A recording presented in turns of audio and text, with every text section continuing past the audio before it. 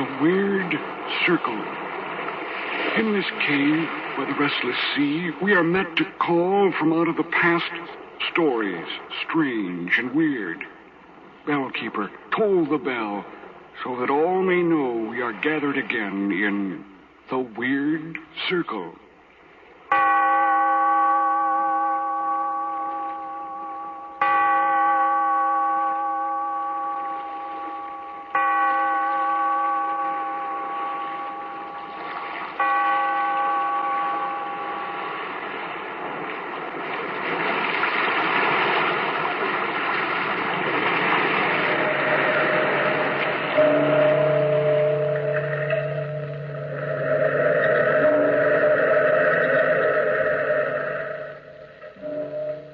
Out of the past, phantoms of a world gone by speak again their immortal tale. The Thing in the Tunnel.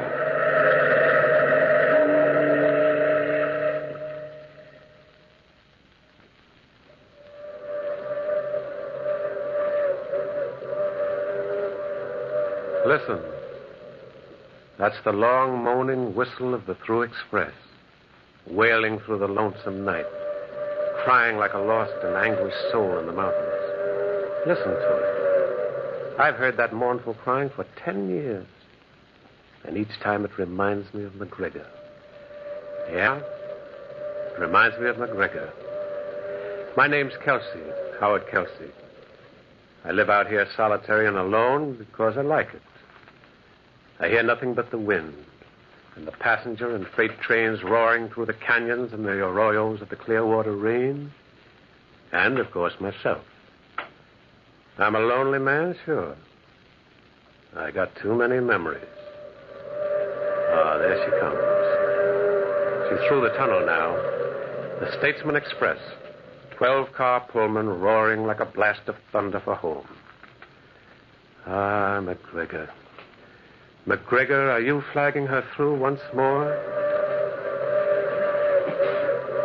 I met McGregor by accident. In those days, I was new to this country, and I lived here with a fellow named Pike, an old-time prospector. He had a voice of sandpaper and a heart of stone. He didn't like me, and I didn't like him.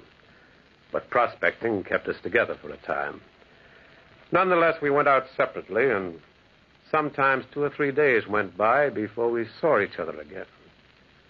I first met McGregor on one of those trips.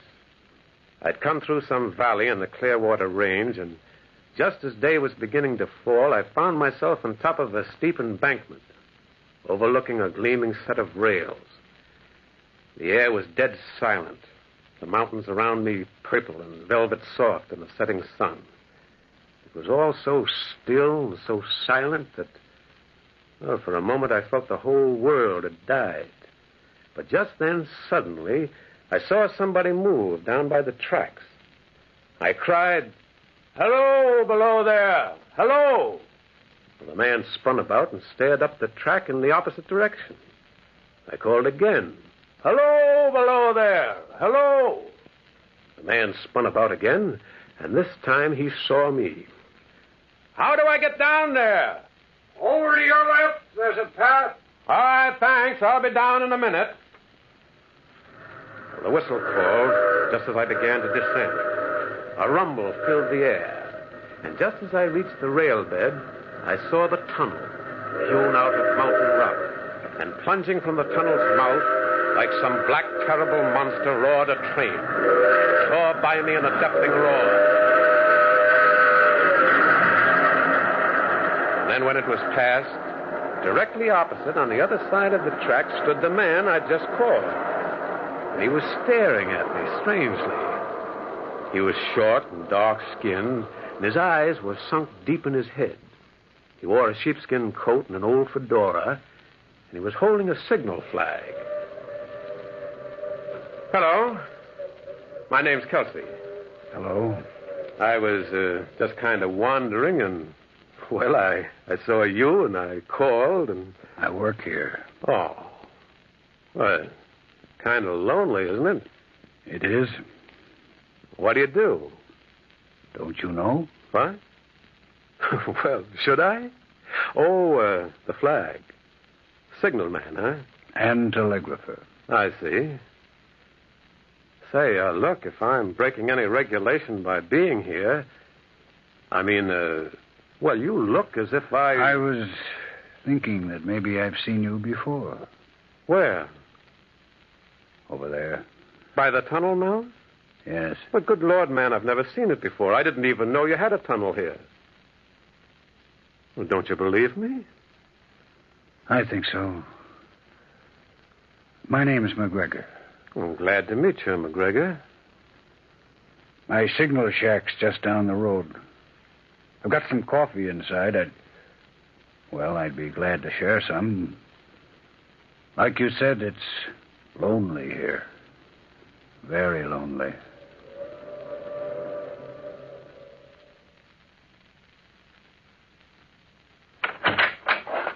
You see, coffee's ready. Well, can I help? Get cups or something? No, I'll get them. Tell me, why did you shout what you did when you were on the embankment? What did I shout? Hello, below there. Hello. Those were the exact words. Well, I don't know why I shouted them especially. Are you sure? You had no reason? I mean, did you feel that somebody or something was making you shout just those words? No. What makes you think that something did? They might have. Who might have? Say, look, are you all right, McGregor? I'm all right, fine. It's just... Just what? Look, listen to me. Don't think I'm crazy. You mustn't. Well, why should I think it? It's just... Well, when you see something, it's there, isn't it? I mean, it's real when you can see it and hear it. It's not a dream or a nightmare when you can see it there night after night. It's real, isn't it? Isn't it? What in the world are you talking about? Put that coffee down. Over here. You'll spill it. Say, you'd better put it down and answer your key. Say, look. What's the matter with you? What are you staring at that telegraph key like that? Stop it. Stop it. Stop it. Stop it. Leave me alone. Let me out. Let me out. McGregor! Well, I stood there in the little shack dumbfounded. And by the time I roused myself out of it, McGregor was coming back. He came into this shack, and his face was haggard, and his eyes strained wide and unseeing. He shut the door. It's gone. What's gone? What are you talking about, McGregor? Are you sick or something? It was there. I saw it. Why does it come back? Why? Now, look, sit down, man. Calm yourself. You're not yourself. You'd better answer your telegram. I can't. There's no one to answer. It's him that's doing it. But who is him? Can't you understand it? It's a warning. An accident signal. And he's sending it. He's sending Now, it. listen to me. This can't go on. He stands there night after night in the tunnel's mouth, and he shouts frantically, "Hello, below there. Hello. Look out. Clear the track. Clear the track." Been going on for a week now, standing there and shouting in such an agony. It's the wind you've been hearing, It's man. not the wind, it's him. Him. He's outside now in the tunnel mouth. You've been dreaming things. Then look for yourself. Look for yourself. I will. Well, I walked up the tracks toward the tunnel. And then I saw it. I stopped dead. And I stared. And there, standing in the tunnel's mouth, wrapped in an eerie radiance, stood a figure. I could see him clearly. One hand waving frantically, and the other hiding his face. And I could hear his voice, like something out of the tomb, pleading. Hello, below there. Hello. Look out. Look out. Clear the track. Clear the track. And again that train whistle moaned amongst the hills. And all the time I watched him, he stood there waving, dressed in what seemed to be a short coat and a beaver hat. Look out. Clear the track. Clear the track. McGregor! Bring a lantern, McGregor. Why? He gives his own light. Bring out a lantern. We're going up to him. He must be real. And McGregor brought out a lantern. And up the twin gleaming rails we moved. The lantern cast a wan pool of light about us. And as we walked, it shook madly, running long, sharp shadows at our feet. And it was cold. It was so cold, my body shivered. My hands were as nervous as an old man's hands. And now the voice of the thing in the tunnel got louder and louder, and it was sepulchral, hollow-sounding, and torn with grief. Look out! Look out! Look out! McGregor, do you know him? Do you know him at all? No, he's not real. All week he stood there and called. Clear the tracks! Clear the tracks! He's waving his arm in such a frenzy. He's warning me. He's warning me. But of what? Hello, Of what? below there. Hello. When we are close to him, seize him. Yes. Yes. Seize him. I'll seize him. Stop it, McGregor. Do you hear me? Stop it. Yes, I'll stop. I'll stop. Pull yourself together, man. We'll be near him in a few moments now. I'll try. That whistle. Where's that whistle from? No train's due now. McGregor. What? Are you ready? Yes. Look out below there. Look out. Clear the tracks. Clear the tracks. Now. I've got it. What? He's gone. It's gone, Kelsey. Down the tunnel, quick. Yes. Vanished under my hands. Like a puff, he disappeared. Come on, McGregor. In the tunnel. Come on. Look sharp, McGregor. He must be in here. He couldn't disappear like that. The dead can. The dead can. Stop it, McGregor. Now look about. Do you see anything? You won't find him. You won't. He's not real. You won't find him. You won't. He's dead. He's a ghost, a specter, a vision of death. He's the dead trying to warn me. But of what? Tell me of what? Of what? Of what? And we did not find the thing in the tunnel. After a while, we went back to the signal shack. McGregor, I said. Yes. How long have you worked here? Some 6 months. Why? What brought you to this? I needed a job, and there was one here. The other signalman before me was killed. Killed? Yes, a train caught him. Captain Beaver, that was his name. What? Eh? What was his name? Captain Beaver. That's what they called him, on account... What's the matter? Didn't you notice, McGregor? Notice what? His hat. The thing's hat. What about... Kelsey? Yes, McGregor. It was a beaver hat. A beaver. He's there again. I'm going outside. Wait, the lantern. I want to see. Hello below there. Hello. Clear the tracks. Clear the tracks. Look, McGregor. Look, his hat. It is, Beaver. I never noticed. Look out. Look out. Then it's him. The other signalman come back from the dead. But why? Why? What's he trying to warn me of? Tell me, Kelsey. Tell me. What is the dead trying to say?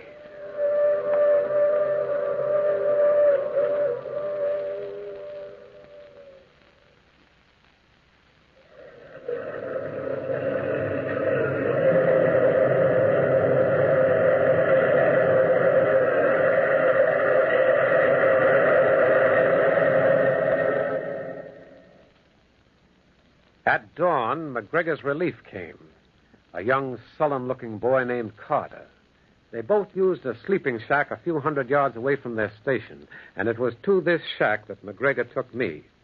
Well, after a while, I fell asleep for, I don't know how long, until...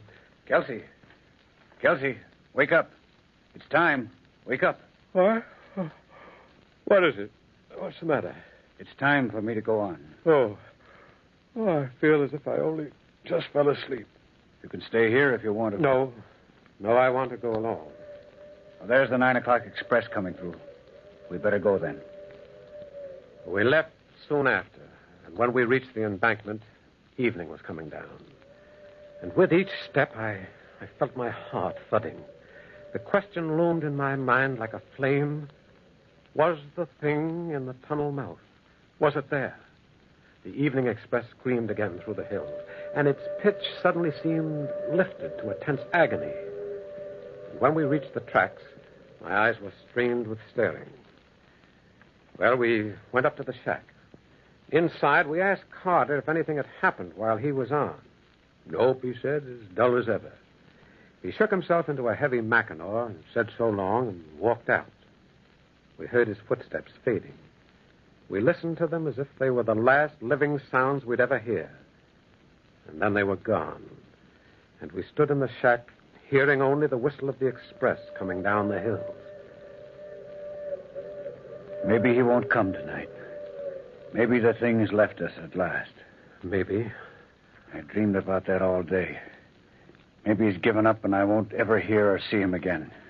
Even though you think it's trying to warn you or something? Of what? Of what? What's there to be warned of for a whole week? Maybe it's all a lark, a joke. A dead man's joke. Take it easy, McGregor. Tell me, Kelsey, please tell me. Am I going crazy?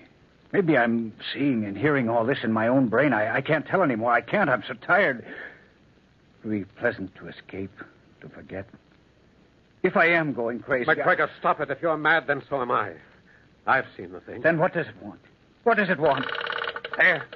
There, it's him. It's him again. He's outside. He's come back. McGregor! I raced out after him.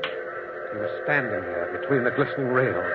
And in the tunnel mouth, wrapped in its unearthly radiance, stood the thing, waving and calling. Clear the tracks.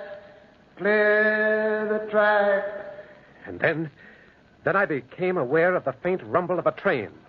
The express. McGregor, get off the tracks! Get off the tracks! Clear the tracks. Clear the tracks. I seized McGregor and I pulled him off. And it was just in time. Like an incredible, fiery-eyed monster, the express engine roared out of the tunnel mouth.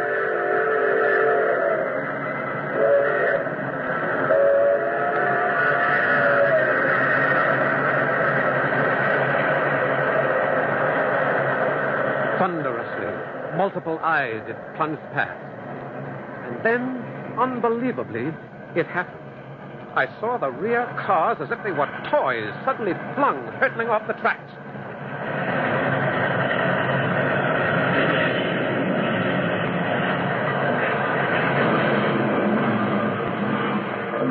A fearful grinding and crashing filled the air. And along the embankment, there was a turmoil of twisted steel and fire. A sheet of flame leapt up. Smoke poured in billowing clouds from the terrible wreckage. And it screamed. The night was torn with the cries of the injured and the dying. McGregor, get to your telegraph. Call for help. McGregor! McGregor! So this is what it was warning me about. Will you get to your key? There are people dying. Look in the tunnel mouth, Kelsey. Look, the thing's in the tunnel mouth. Clear the tracks. Clear the tracks. Kelsey, he's still calling it. He's still warning me. This wasn't it. There's something else. There must be something else. With the first sign of dawn, it disappeared, faded. And with the first sign of dawn, full emergency aid reached this lonely station. We worked all through the night and early morning. And it wasn't until mid-afternoon that McGregor and I parted company, he to his shack and I to mine. We promised to meet again soon, but it was some 4 days before I saw McGregor again. One morning, I heard some rapping on my door. Come in. McGregor. Hello, Kelsey. Come in. Shut the door. He's moved, Kelsey. Moved? The thing. He's moved. He's no longer in the tunnel mouth? No. It's left it. Good. Is it? Well, isn't it? The thing's not in the tunnel mouth anymore. It's gone. Isn't that? It's not gone, Kelsey. What do you mean? 2 nights ago, it moved. I don't understand, McGregor. I don't understand it myself, Kelsey. But 2 nights ago, it wasn't in the tunnel mouth. It appeared further down the tracks. You mean? I mean it appeared closer to me. And it waved and called to me from its new position.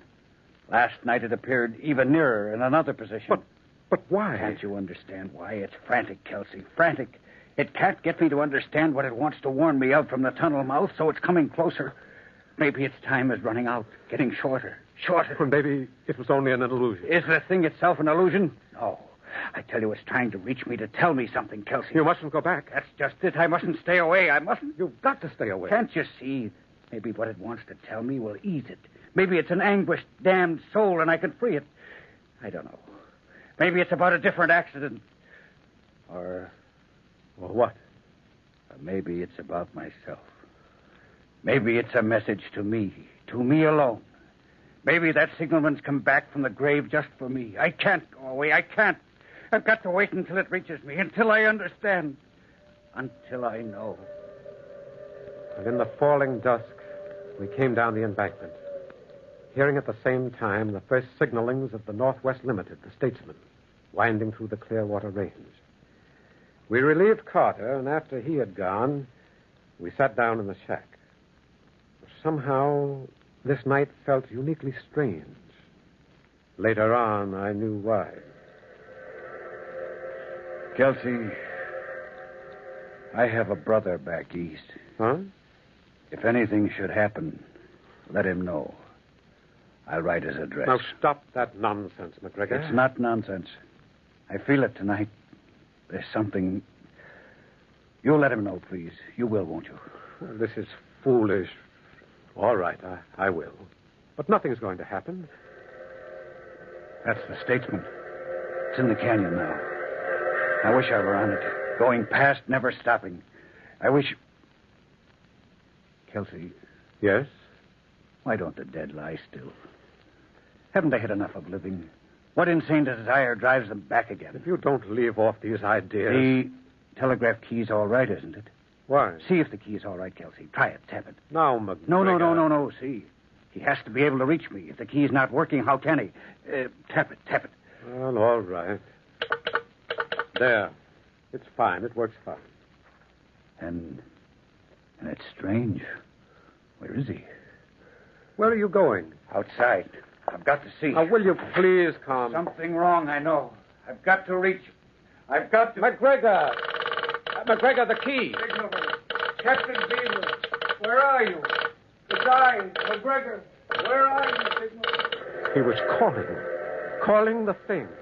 And all at once, I was seized with terror. I ran out. There in the moonless night, I saw McGregor walking up the tracks, moving slowly, calling, walking like a lonely, bewildered hunter in the immense starry night of the mountains. Where are you, Captain Beaver? I'm coming. Where are you? But something was wrong, because the thing was not visible. Even McGregor was aware of it. He halted uncertainly for a moment, his head turning in all directions. Can't you find me, Captain Beaver? McGregor, looking for you. Is something wrong? Tell me. What should I do? Tell me. The train, McGregor! The train! And then suddenly, as if it were a trick of magic, the air flared luridly beside McGregor, and the thing stood there. McGregor touched it. Captain Beaver, I'm here. What is it? Tell me. What are you trying to tell me? Look out. Clear the track. Clear the track. And again the whistle blasted the air. I saw McGregor staring fixedly, face to face with the thing, as if he were listening. I saw the thing waving and shouting, but all at once I did not hear its words. And I knew that it was speaking to McGregor. Now I know what the thing was trying to warn McGregor of. And McGregor knew it, too. He found it out too late. The train and his own death. I saw McGregor's face contort with horror as he listened to the thing. And then suddenly he spun around, staring wild with fear at the tunnel. And plunging, like a cyclopean-eyed monster, the train roared down. The whole picture in that moment burned into my brain. The thunderous locomotive, McGregor transfixed with horror, and the eerie, gesticulating thing. And then the engine was upon it.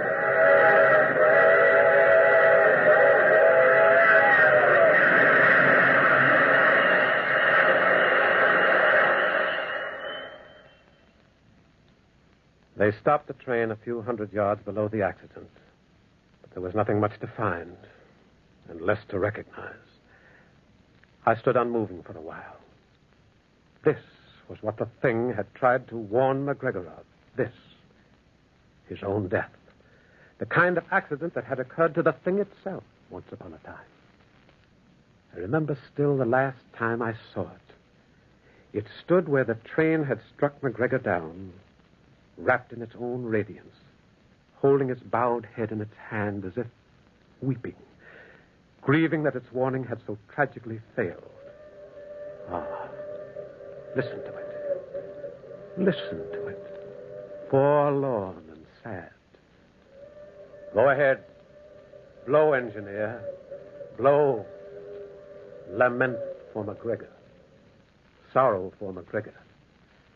Even the dead, the ghost of Captain Beaver, grieved.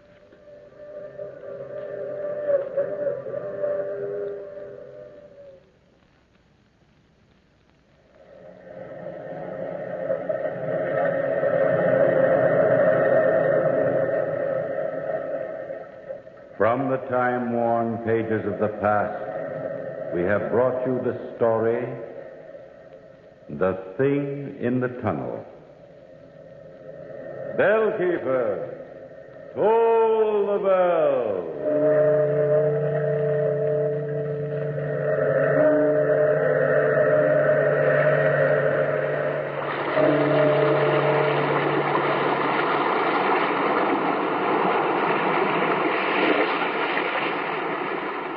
From the time-worn pages of the past, we have heard another immortal tale in The Weird Circle. Bellkeeper, toll the bell.